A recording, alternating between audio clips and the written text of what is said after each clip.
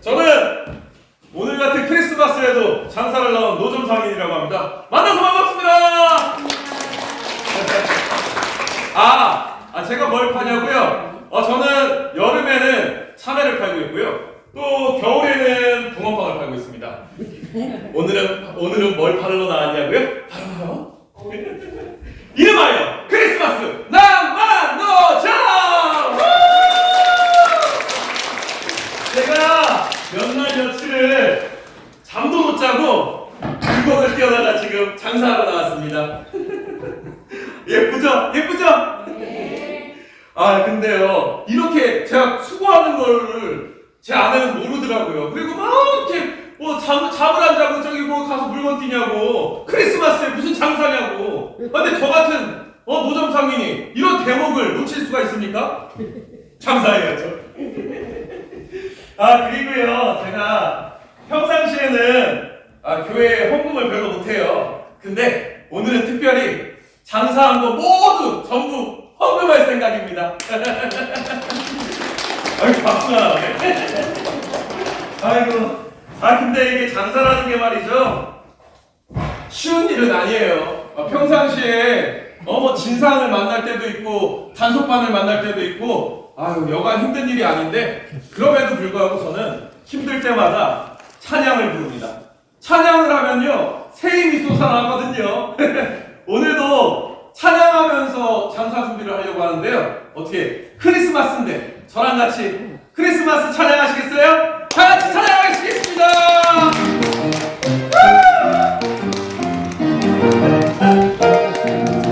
앞으로 보시면서 함께 찬양하겠습니다.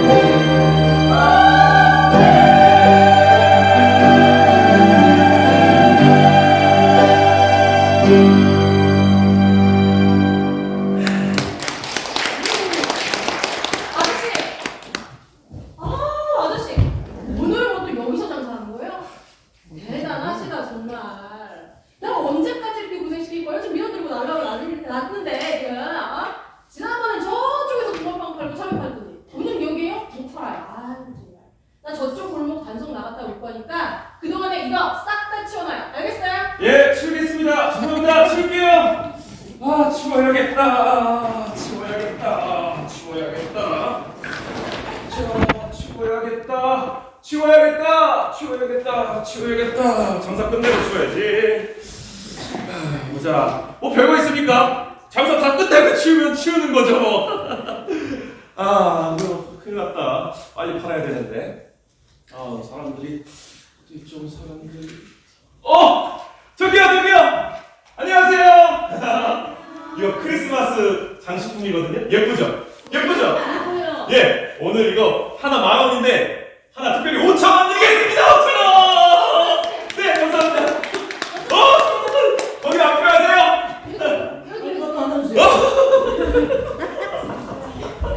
감사합니다. 이거 손님이 계속 드네요. 감사합니다.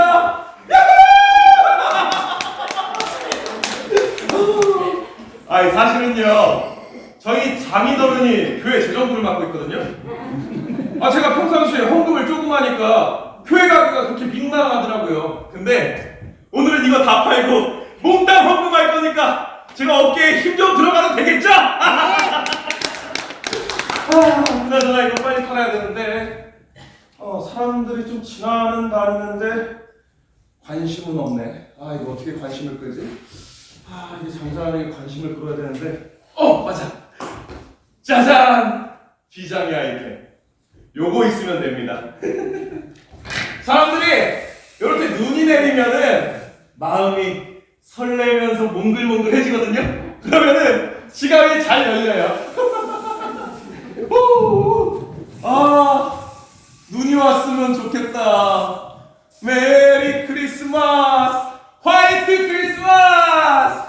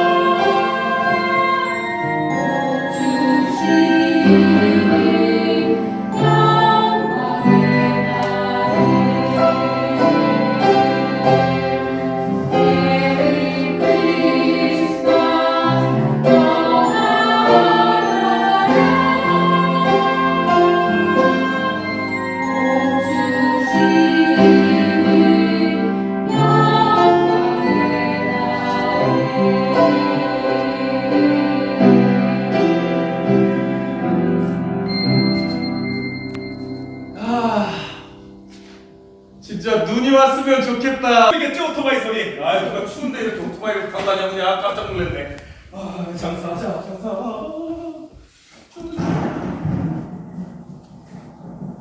비 온다는 얘기 없었는데.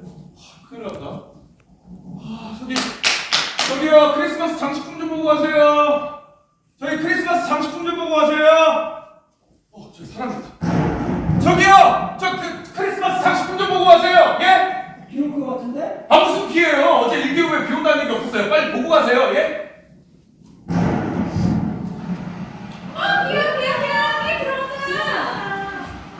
저기요. 저 싸게 드릴게요. 싸게 다 가져가세요. 예? 아저씨, 예. 이런 게 무슨 장사예요? 얼른 들어가요.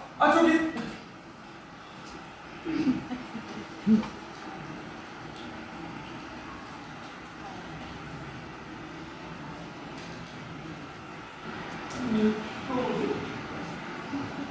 그러면 안 되잖아. 아니 뭐 비온다는 얘기 없었는데? 심표야 이거. 아니 뭐 나쁜 짓 하려고 지금 나온 것도 아니고 홍금하려고 나왔잖아. 이거 갚아서 홍금하려고 했는데 왜 비가 오냐고. 아 내 계획은 왜 이렇게 잘 되는 게 없냐고 진짜. 아 하나님! 아니 제가 뭐 나쁜 짓 한다고 그랬어요?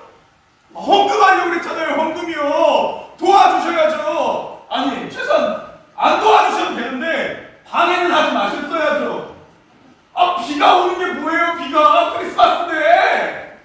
아 진짜 속상하네. 아유 뭐야 이거. 아내한테 똥똥거리면서 나오는데 이거 어떡하냐고 팔아가지고. 아 진짜 비가 와가지고 이제 손님도 없고 물건은 다 망가지게 생겼네. 큰일 났네. 집에 나 가야지. 내 팔자. 아유 난 항상 계획대로 되는 게 없어 진짜. 아유 진짜.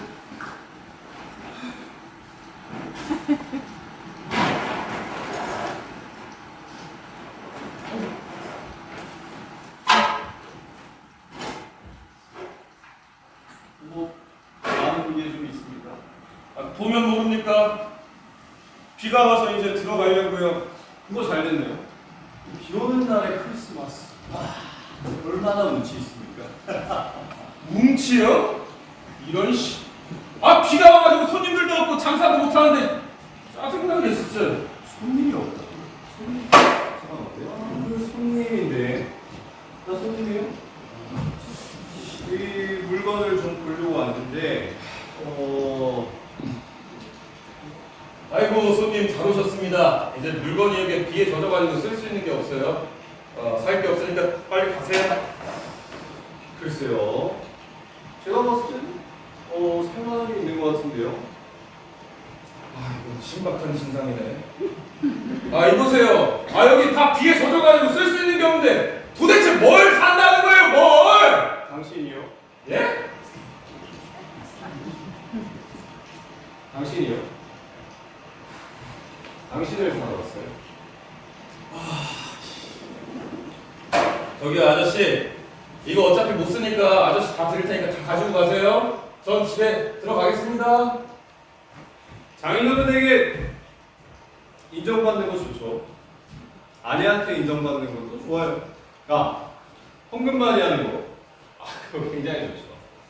그런데 헌금 말고 내가 당신의 그 마음을 받는 기억이 납니다. 나는 당신을 원해. 당신의 그 상한 마음, 아픈 마음.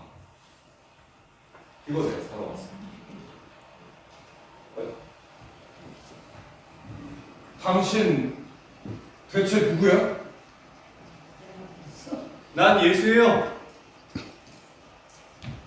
보석같이 빛날 당신이 내 피값을 사러 왔어.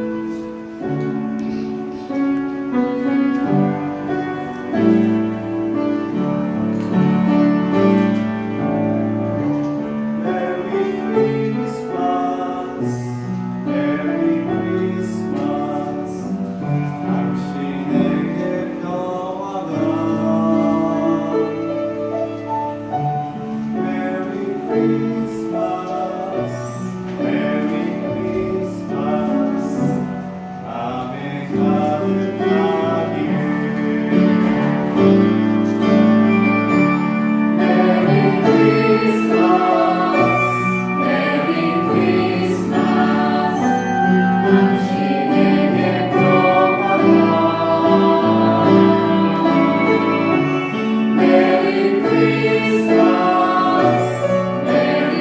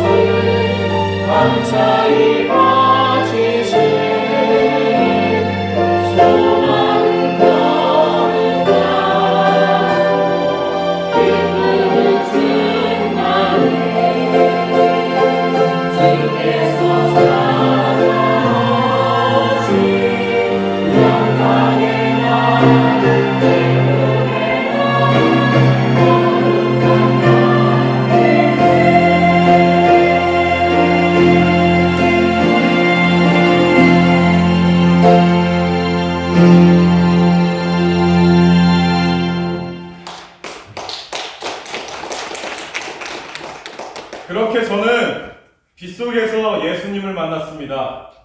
그 뒤로 제 상황이 달라졌냐고요? 아니요. 장사는 안 될 때도 있었고, 뭐 단속반을 만날 때도 있었고, 진상 손님을 만나는 날도 있었습니다. 그런데 말입니다. 바뀐 것이 하나 있습니다. 바로 제 마음이요. 제 마음이 달라졌습니다. 예전엔 말이죠. 막 비가 내리면 짜증나고, 아니 나 교회 열심히 다니는데 왜 하나님께서 안 도와주시는 거야? 하면서 속상하기도 했거든요. 그런데 그 사건 이후로 비가 오면요, 낮은 마음으로 겸손한 자세로 비를 맞기 시작했습니다. 그러니까 겸손한 마음으로 비를 맞기 시작하니까 저를 위해서 우산을 쓰고 계신 예수님을 만날 수가 있었습니다. 이렇게 힘들 때 하나님을 만나기 가장 좋은 때라는 걸 알 수가 있었습니다. 저는 그날 이걸 다 팔아서 헌금할 계획을 갖고 있었습니다. 근데 그 계획은 깨졌습니다. 그리고 제 마음도 깨졌습니다. 그리고 깨진 제 마음 틈 사이로 은혜가 빗물처럼 스며들었습니다. 그러니까 저는 그날 비를 맞은 것이 아니라 빛을 만난 겁니다. 영광의 빛. 오늘은 크리스마스입니다. 여러분은 여러분이라는 인생의 나무에 어떤 걸 장식하고 살아가고 계십니까?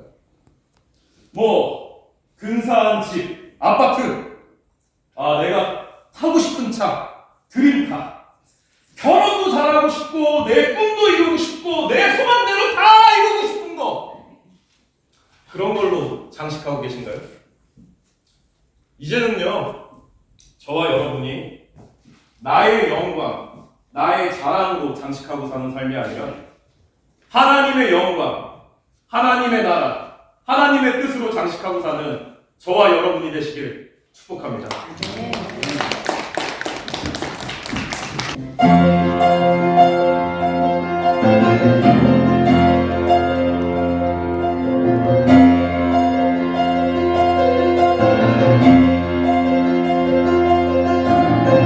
아름답게 장식하세, 아름답게 장식하세. 인생은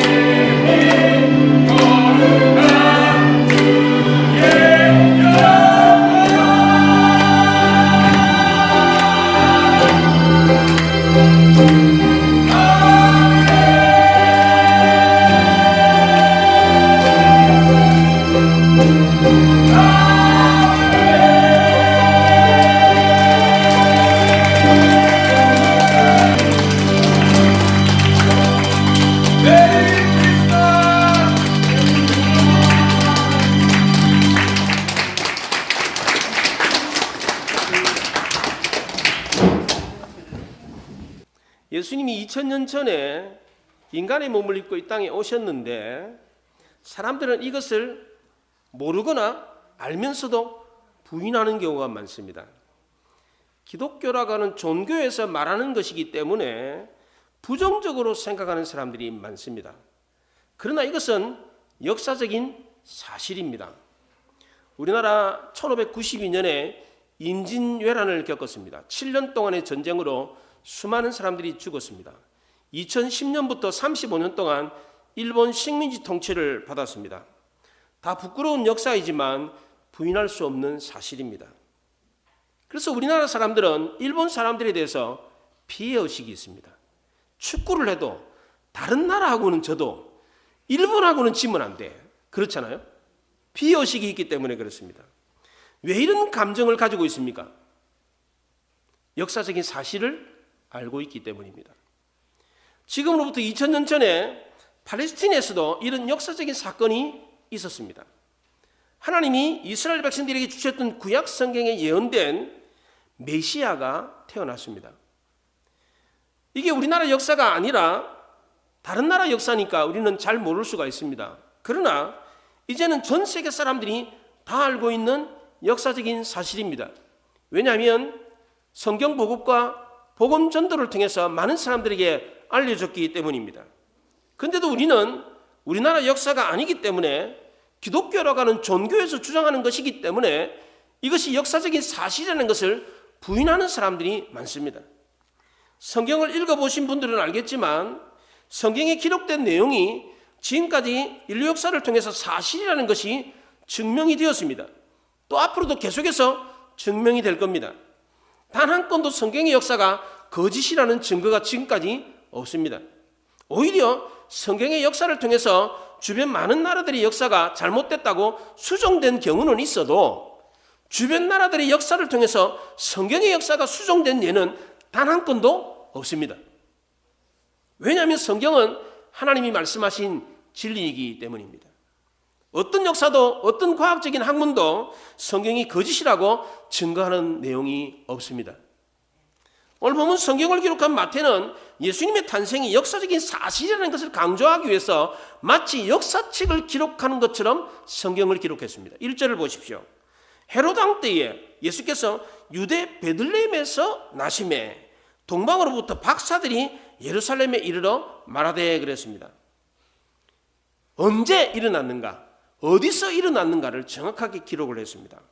누가는 가난한 목자의 경배를 받고 말 그 위에서 태어나신 아기 예수를 인간 예수로 표현을 했습니다.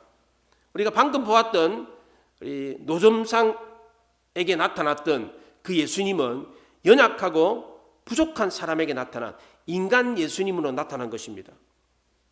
그래서 우리의 인간의 연약한 마음을, 가련한 마음을 보듬어 주는 그런 예수님으로 성경을 기록했습니다. 그런데 마태는 예수님의 족보를 기록하면서 예수님이 이 땅에 왕으로 오셨다는 것을 강조했습니다. 이것이 역사적인 사실이라는 것을 강조하기 위해서 성경을 기록할 때도 마치 역사책을 기록하는 것처럼 성경을 기록했습니다. 그 첫 번째가 때와 장소를 기록했다는 겁니다. 헤롯 왕 때에 유대 베들레헴에서 태어났다, 이렇게 기록을 했습니다. 헤롯 왕은 BC 72년에 태어나가지고 로마 원로원의 결정으로 우리가 잘 아는 로마의 황제 시저 가이사라고 하는 그 사람 시절에 유대의 왕으로 35년 동안 유대 나라를 통치했습니다. 이 사람은 유대인이 아니라 에서의 후에 이둠의 사람, 에돔 사람이었습니다. 그래서 유대인들의 환심을 사기 위해서 유대인들이 갈망하는 예루살렘 성전을 지어주었습니다. 왕이 되기 위해서 자기 와이프도 죽이고 두 아들도 죽였습니다. 아주 잔인한 사람이었습니다. 예수님은 학자들에 의하면 이 헤롯 왕이 죽었던 BC 4년에 출생했다라고 합니다. 그 출생한 장소가 유대 베들레헴이었습니다. 두 번째로 왕으로 나셨다는 것을 알리기 위해서 다른 나라 사절단에 경배를 받은 내용을 기록했습니다. 동방에서 별을 연구하는 박사들이 유대에서 메시아가 태어났다라는 사실을 알고 예루살렘 왕궁을 찾아왔습니다. 그 당시에 별을 연구하는 이 사람들은 그 당시 최고의 과학자들이었습니다. 천문학자들입니다.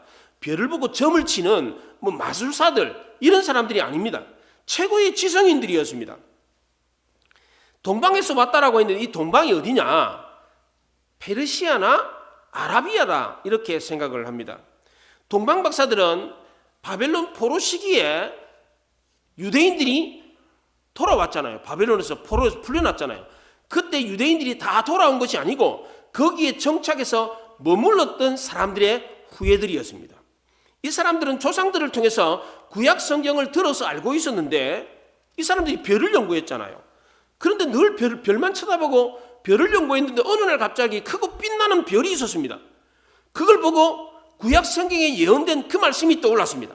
아, 유대에서 메시아가 태어났구나. 이 사실을 확신하고 먼 길도 마다하지 않고 산을 넘고 물을 건너서 예루살렘으로 찾아왔습니다.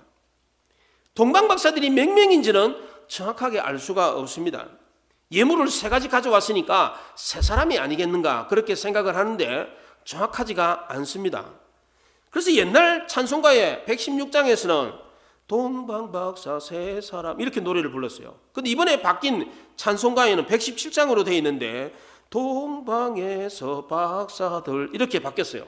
네, 3명이 아닌 거예요. 예, 정확하지가 않아요. 이 박사들이 보았던 그런 별은 뭐냐? 어떤 사람은 신성이다, 우주 폭발로 생기는 초신성이다 이렇게 말을 하기도 하고, 어떤 사람은 그 당시에 목성과 토성이 일렬로 이렇게 있었는데 태양빛을 받아가지고 지구 가까이에서 빛이 나니까 그 빛이었을 것이다.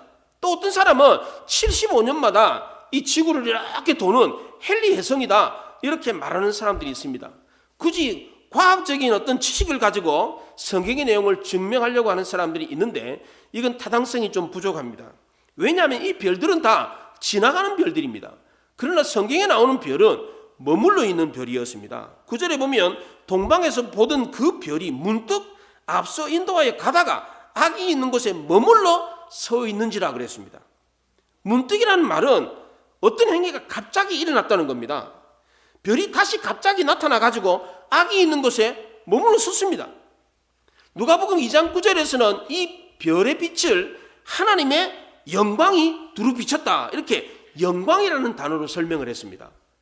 그러니까 별빛처럼 빛났는데 그 별빛을 무슨 혜성이나 목성이나 토성이 빛난 게 아니고 하나님의 빛이었다, 하나님의 영광이었다 이렇게 표현을 했습니다. 처음에 동방에서 봤을 때는 멀리서 봤기 때문에 그 별빛이 어디를 비추고 있는지 정확하지가 않았습니다.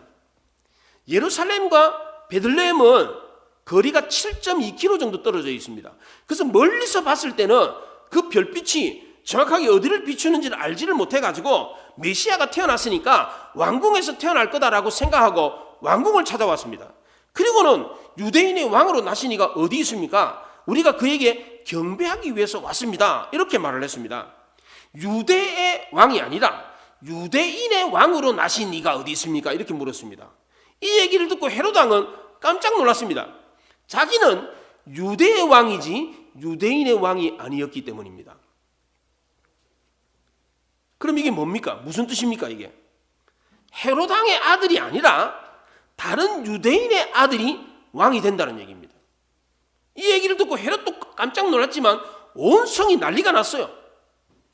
세 번째로 예수님이 역사적인 인물이라는 증거로 과거 역사에 기록된 증거를 제시했습니다. 헤롯 왕이 모든 대제사장들과 서기관들을 불러 모았습니다. 왕도 유대인들이 메시아 대망 사상을 갖고 있다는 사실을 알고 있었습니다. 그 당시에 유대 나라는 로마 식민지 통치를 받고 있었습니다. 우리나라 과거에 일본 식민지 통치를 받은 것처럼 식민지 통치를 받고 있었어요. 그래서 그 당시에 유대인들은 이 식민지 통치에서 벗어나기를 간절히 바랬습니다. 어떻게 벗어나느냐? 메시아가 나타나가지고 이 로마를 몰아내고 우리나라를 독립시킬 거다. 이런 메시아 대망 사상을 가지고 있었습니다. 헤롯 역시도 본인이 왕이었지만 그 역사적인 사실을 알고 있었습니다. 그래서 뭐라고 묻냐 하면 그리스도가 어디에서 났느냐 이렇게 물었습니다. 이 그리스도라는 말은 기름 부음 받은 자입니다. 그 당시 기름 부음 받는 자는 왕, 제사장, 선지자 이 3사람입니다. 이 3사람의 직분을 가지고 있는 사람이 바로 메시아를 뜻하는 겁니다. 그 메시아가 어디서 나겠느냐 이렇게 물었습니다. 유대인들이 기다린다라고 하는 그 메시아가 어디서 태어났는가 대제사장과 서기관들에게 물었는데 이 사람들이 그럼 성경 한번 찾아보고 말씀드리겠습니다 이렇게 말한 게 아니고 그 자리에서 곧바로 유대 베들레헴입니다 이렇게 대답을 했습니다. 그리고 600년 전에 지금으로부터는 800년 지금으로부터는 2800년 전이죠. 그 당시에 800년 전에 미가 선지자라는 선지자가 있었는데 그 선지자가 예언했던 내용을 정확하게 알려주었습니다. 이렇게 말을 합니다. 유대 땅 베들레헴아, 너는 유대 고을 중에서 가장 작지 아니하도다. 내게서 한 다스리는 자가 나와서 내 백성 이스라엘의 목자가 되리라. 이 예언의 말씀을 그 자리에서 딱 이야기해 줬습니다. 헤롯은 이 얘기를 듣고 속으로 큰 충격을 받았습니다. 그때 그 예언이 지금 이루어지는구나. 이 사실을 알고 깜짝 놀랐지만 태연한 채 하면서 음흉한 말로 동방박사들을 비밀리에 불렀습니다. 그리고 별이 나타난 때를 물었습니다. 때를 물었던 이유는 그 아기가 몇 살인지 알려고 물었습니다. 그리고 박사들을 베들레헴으로 보내면서 나도 그 아기에게 경배하고 싶으니까 그 아기가 있는 곳을 나에게 알려달라 이렇게 말을 했습니다. 이것은 장소를 물었던 것도 역시 마찬가지입니다. 가서 경배하려고 한 것이 아니라 가서 죽이려고 그렇게 장소를 물었던 겁니다. 헤롯 역시도 이 아기 예수에 대해서 궁금증이 많았습니다. 그러나 이 궁금증은 자기가 왕위를 위협받고 있다는 사실을 알았기 때문에 자기 왕위를 지키기 위해서 그 때와 장소를 물었던 겁니다. 마지막 네 번째로 예수님이 역사적인 인물이라는 증거로 예수님이 태어났을 때 실제로 있었던 역사적인 사실을 기록했습니다. 16절에 보십시오. 이에 헤롯이 박사들에게 속은 줄 알고 심히 노하여 사람을 보내어 베들레헴과 그 모든 지경 안에 있는 산의 아이를 박사들에게 자세히 알아본 그때를 기준하여 2살부터 그 아래로 다 죽였다고 그랬습니다. 헤롯 왕이 동방박사들에게 별이 나타난 때를 물었는데 이때 동방박사들이 뭐라고 대답했겠어요? 그 동방에서부터 예루살렘까지 오는데 한 몇 달이면 오지 않겠어요? 그러니까 한 몇 달 전에 그 별이 빛나는 것을 보았습니다. 적어도 1년 전이었어요. 1년 전. 그렇게 말을 했어요. 그 때를. 나중에 헤롯은 동방박사들이 왕궁으로 들러라라고 했는데 들르지 않고 도망갔다는 사실을 알고 베들레헴과 그 주변에 있는 2살 이하의 남자아이들을 모조리 죽여버립니다. 그 당시 베들레헴의 인구가 한 1000명 정도 되었다고 합니다. 그 주변의 마을까지 다 합쳐도 한 수천 명 정도 되는 인구입니다. 그 인구에 남자아이가 태어났는데 2살 이하의 아이는 대략 한 20명 정도 됐을 거로 추정이 됩니다. 그 20명의 아이들이 그냥 죽었어요.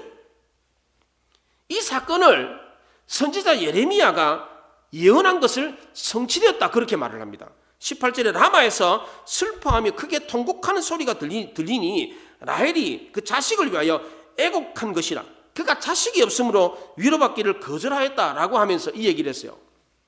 야곱의 아내 라헬이라고 하는 여자가 있었는데 이 여자가 라마에서 베들레헴 에브라다로 내려오는 길에 해산을 했어요.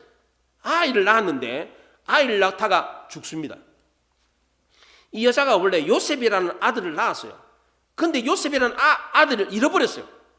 짐승에게 물려 죽었다고 요셉을 잃어버렸어요. 그런데 또 아이를 하나 낳았는데 그 아이를 낳다가 죽어버렸어요. 그러니까 얼마나 원통스럽겠어. 아들을 그렇게 원했는데 아들을 안아보지도 못하고 죽어버렸습니다. 이 사건을 예레미야는 이스라엘 백성들이 바벨론 포로로 끌려갈 때에 라헬이 무덤에서 통곡하면서 울 거다라고 하는 예언을 했어요. 실제로 그것이 이루어졌어요. 마태 역시도 마찬가지로 헤롯 대왕이 유아 아이들을 살해함으로 인해 가지고 어머니들이 통곡하는 것을 이 라헬의 통곡과 연결을 시켜서 성취되었다 그렇게 얘기를 했어요. 헤롯 대왕 역시도 아기 예수님의 출생으로 인해 가지고 위기의식을 느껴 가지고 예루살렘 밑에 사해 지역에 마사다라고 하는 요새가 있습니다. 여러분들 다음에 예루살렘 성지순례 가보시면 꼭 가보시면 좋겠어요. 사진에서도 많이 볼 수가 있는데 이 마사다 요새는 사면이 깎아 만든 절벽으로 되어 있어요. 다 절벽이에요. 그리고 한쪽 길만 이렇게 언덕으로 이렇게 산으로 올라갈 수 있는 길이 있어요. 거기다가 그 꼭대기에다가 성체를 만들었어요. 자기가 유사시에 반란이 일어나가지고 자기가 왕에서 쫓겨나면 도망가려고 거기다가 요새를 만들어놨어요. 아기 예수의 탄생으로 인해가지고 왕위가 위험하다는 사실을 알고 얼른 도망가가지고 살 길을 찾으려고 그 요새에다가 성체를 만들어놨다고. 왜 그랬겠어요? 그 얘기를 듣고 그게 일어날 줄을 알았기 때문입니다.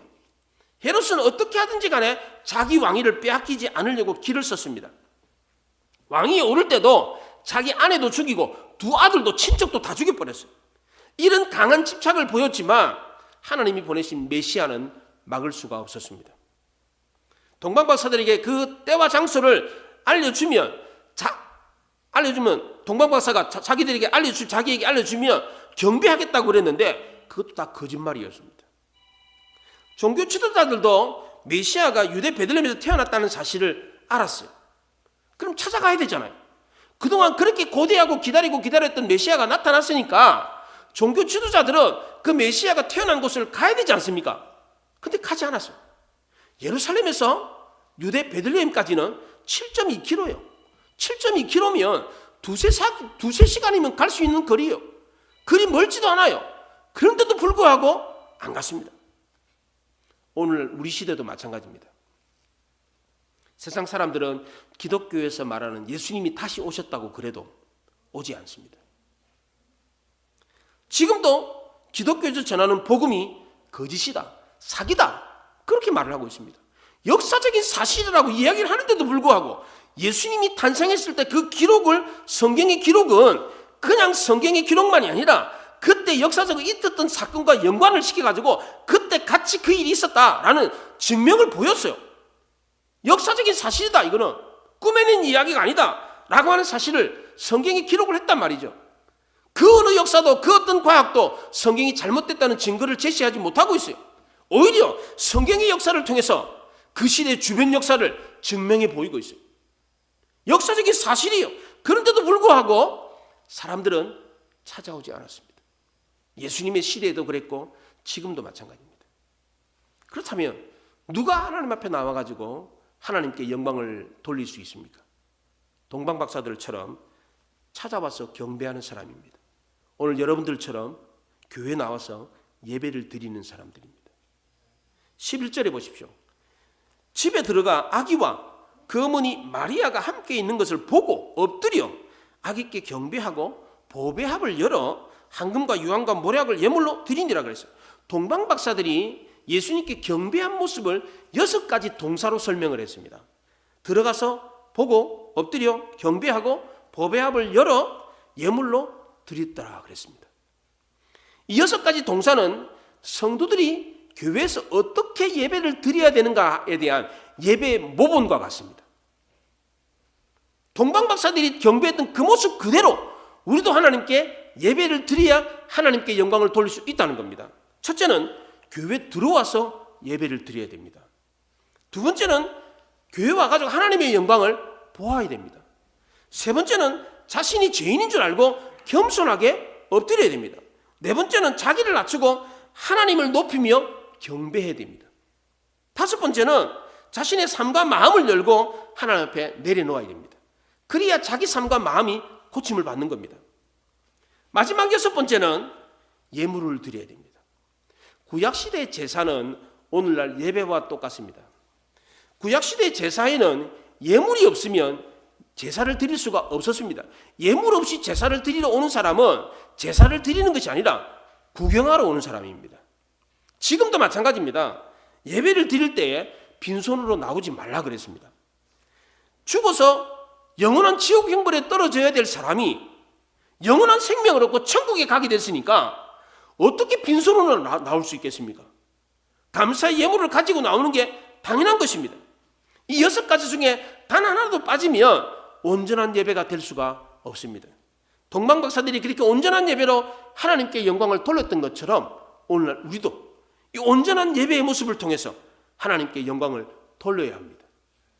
하나님이 이렇게 예배하는 자를 기뻐하십니다. 예배하는 자를 찾으세요. 이 사람들을 통해서 영광을 받으십니다. 우리 모두 동방박사들처럼 먼 길도 오는 이 수고를 마다하지 않고 하나님 앞에 나와서 전심으로 예배함으로 하나님께 영광을 돌릴 수 있기를 바랍니다. 그래서 하나님을 기쁘시게 하고 하나님이 주시는 은혜와 영광을 우리도 체험할 수 있기를 바랍니다. 기도하겠습니다.